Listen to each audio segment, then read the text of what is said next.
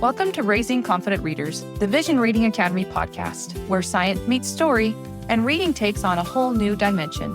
I'm Crystal, founder of Vision Reading Academy and a research scientist with a passion for decoding how the brain and eyes work together to unlock learning. Around here, we don't do fluff. We dive into real strategies, real results, and the fascinating science behind how kids learn to read, think, and thrive. This isn't vision therapy, and we're not handing out prescriptions, but we are breaking down brain-based tools and research-backed methods that actually help.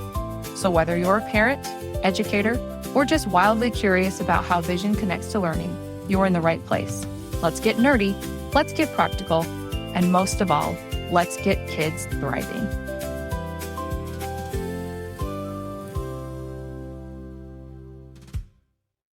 Welcome to another episode of Vision Reading Academy. Today we have a wonderful guest with us.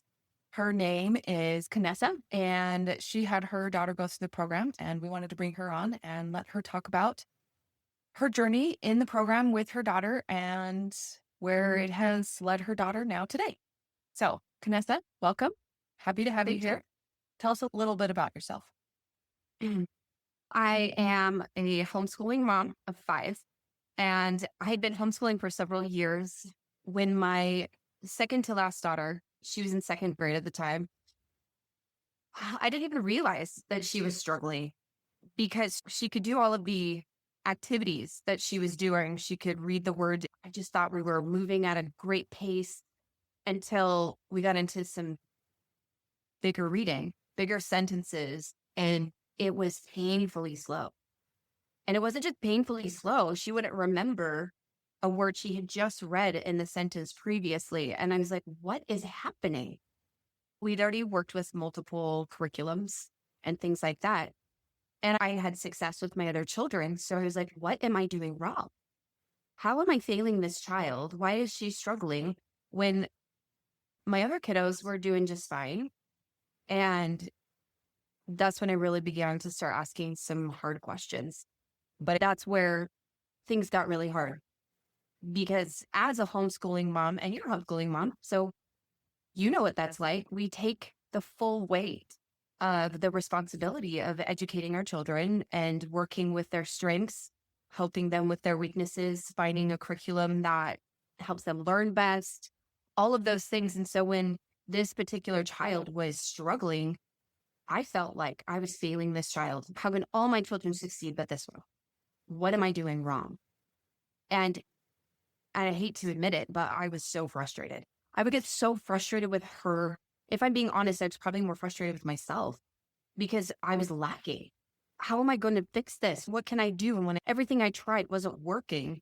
Well, then you have outside judgments that are starting to come in of people being like, oh, so you're just not working well enough with her. Are you really qualified to homeschool? All those type of questions. Yeah. Right. And oftentimes that's a battle that a lot of homeschooling parents deal with. Well, you're not qualified. I have higher education. I have a bachelor's degree. So I should be qualified to teach my own child. We have to advocate for our children. And so that's exactly what you did for your daughter. As you were advocating for your daughter, you knew that there was something that wasn't working because you had already done it with your older children. They were reading. It was fine. It was successful. And then here comes your daughter and you're questioning everything and you're trying all of the things. So what now led you to the path of finding Vision Reading Academy? Well, it's very interesting because I was venting to a friend about my struggles. And she's like, do you know what I do? What's that, friend? See, I don't know. If you raise your hand, there we go. So at the time though, I knew your background in the medical field, in the science world that you'd worked in the hospital. You started mentioning students, and I was like, how does she have students when she's working at the hospital? I was like, what? I don't understand what's happening here. And it's interesting because it crossed my mind that it's not something we had talked about. And so when you had asked me, do you know what I do? Have we even talked about that? I'm like, no. You've mentioned students, but I've been like, wait, what? Hey guys, Before we continue, I want to let you know that for a limited time, Vision Reading Academy is offering free assessments for children who are struggling with reading or learning challenges. If you've been wondering why school feels harder than it should for your child, this is a great opportunity to get clarity and a plan. Visit visionreadingacademy.com to book your free assessment before our spots fill up. Now back to the episode.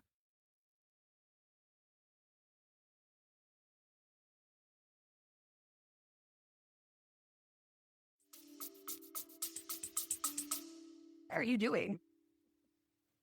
That's when I was introduced to Vision Reading Academy.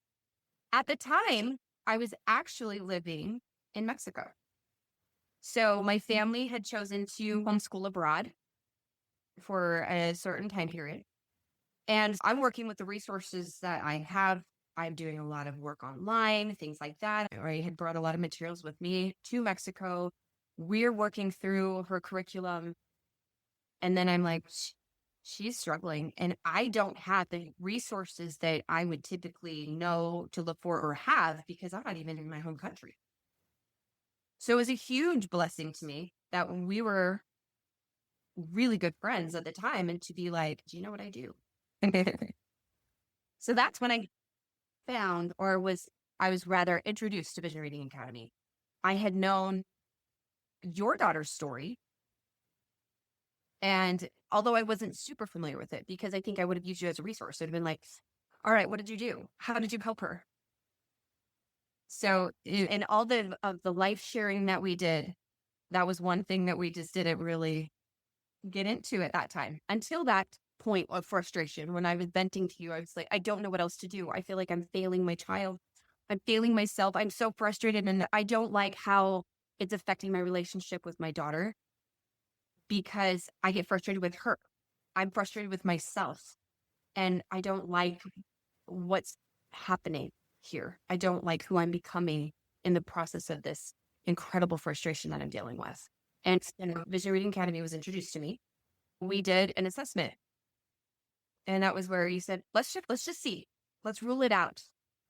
And I think that's the best thing any parent could do. If you have any question whatsoever, your kiddo's struggling with reading, you've tried everything, this is the thing to do. We offer free assessments. So just rule it out at the very least. Maybe that's not what you need, but maybe it's the very thing you need. And you can find out for free. So that's what we did. And we actually almost missed it with her. So oftentimes kiddos, like at least from what I've observed, because I did become a coach, that'll be in a later podcast. But what I've observed is that we can oftentimes see it right away, whether it's in the myofascial network of the face, how the eyebrows are sitting. Within the first exercise, oftentimes we can see there is a substantial weakness, and that's something that we can help. With her, it wasn't any of the initial stuff, and you're like, I'm not seeing it. I remember there was this moment where it was like a light bulb, and you're like, hang on, let's try something else. I've got it. When we did that other test, we found it. She just was more of a rare case of how the weakness that she had was just different than what's normal. And so we found it and we just began right away. And it's been quite a journey for her. She's quite a stubborn child. We love her. Not her, but she's quite a stubborn little one. And it's been quite a journey for her.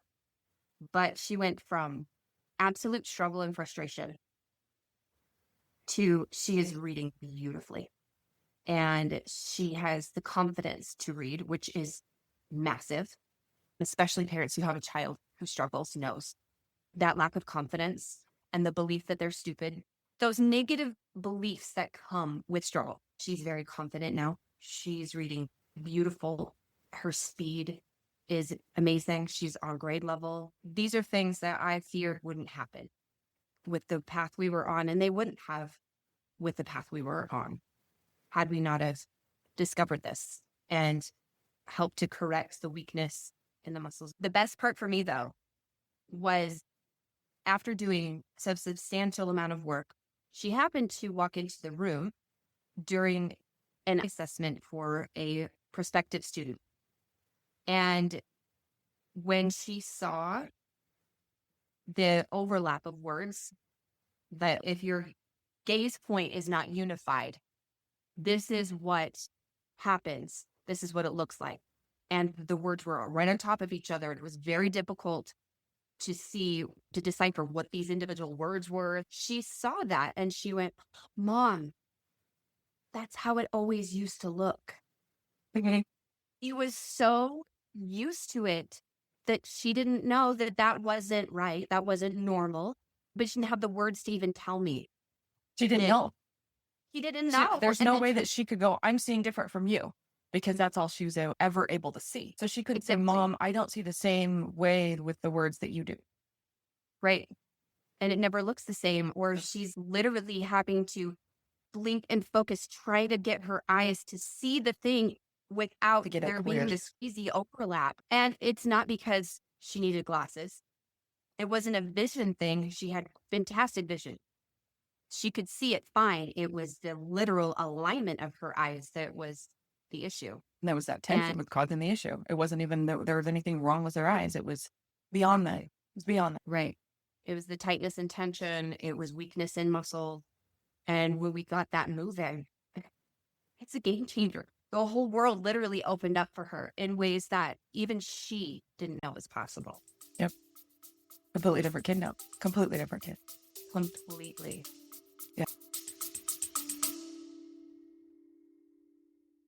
Hey, just a quick heads up. Everything we share here at the Vision Reading Academy podcast is based on real life experience and solid research, but we're not a medical program. We don't do vision therapy or optometry, and nothing we say should be taken as medical advice. If you've got concerns about vision or health, definitely check with a licensed professional.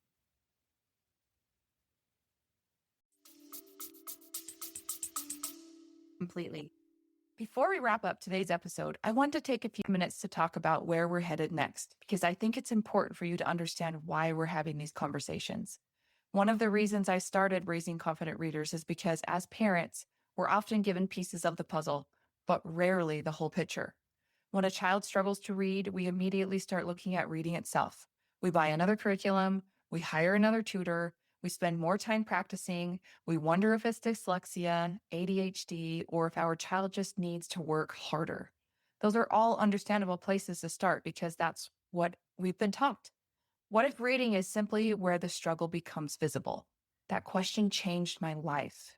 It set me on a journey that completely changed the direction of Vision Reading Academy. Over the next several weeks, we're going to begin unpacking that journey together. We're going to look beyond reading and start asking bigger questions. How do the muscles of the head, face, and neck influence the way the eyes move? Can tension throughout the body affect visual efficiency? How does the nervous system influence learning? What roles does movement play in brain development? What are retained primitive reflexes, and why do they continue to show up long after infancy in some children? These are questions that I didn't even know to ask years ago. As many of you know, before I ever started Vision Reading Academy, I spent 2 decades working in the medical field. Science has always fascinated me. When my own daughter struggled, I couldn't accept she'll just have to work harder as the final answer. So I started asking questions. That search eventually led me to conversations with professionals from many different fields. People who looked at the body from completely different perspectives than traditional reading intervention. Over the next several episodes, you'll get to hear from some of those experts. I'm incredibly excited to introduce you to a medical massage therapist who has spent years studying how muscles, fascia, posture, and movement influence the body as a whole. We'll talk about why looking only at the eyes sometimes isn't enough, and why the rest of the body may be contributing more than we realize. We'll also sit down with a craniosacral therapist for a fascinating conversation about how the nervous system, movement, and the body's natural rhythms can influence development, regulation, and learning. Whether you've heard of craniosacral therapy before or it's completely new to you, I think you're going to walk away with a different perspective. We'll also spend time diving deep into retained primitive reflexes. If you've been around Vision Reading Academy for very long, you've probably heard us mention them. Maybe you've wondered what they are or why they matter. We're going to answer those questions. We'll explain what retained primitive reflexes are, how they develop, what can happen when they remain active longer than expected, and why we believe observing them has become such an important part of understanding how a child learns and interacts with the world around them. And we're not stopping there. You'll continue hearing stories from parents who refuse to give up on their children. You'll meet more of our coaches and hear why they are so passionate about what they do. We'll share practical ideas that you can begin using at home. And every once in a while, I'll jump on here myself and simply teach. We'll nerd out on the science together, break down research into everyday language, and hopefully answer some of the questions you've been carrying for years. If there's one thing I hope you can take away from this podcast, it's this: never stop asking why. Sometimes the answer is exactly what you expected. Sometimes it isn't. But every time you ask another question, you become a better advocate for your child. That's what this podcast is about. It's about giving parents information, hope, and practical tools so that they can make informed decisions for their own families. Thank you for spending part of your day with us. If today's episode encouraged you, would you do me a favor? Follow the podcast, leave us a review, and share this episode with another parent. You never know whose life could change because someone took the time to pass along a little hope. Until next time, keep believing in your child because their future is worth fighting for.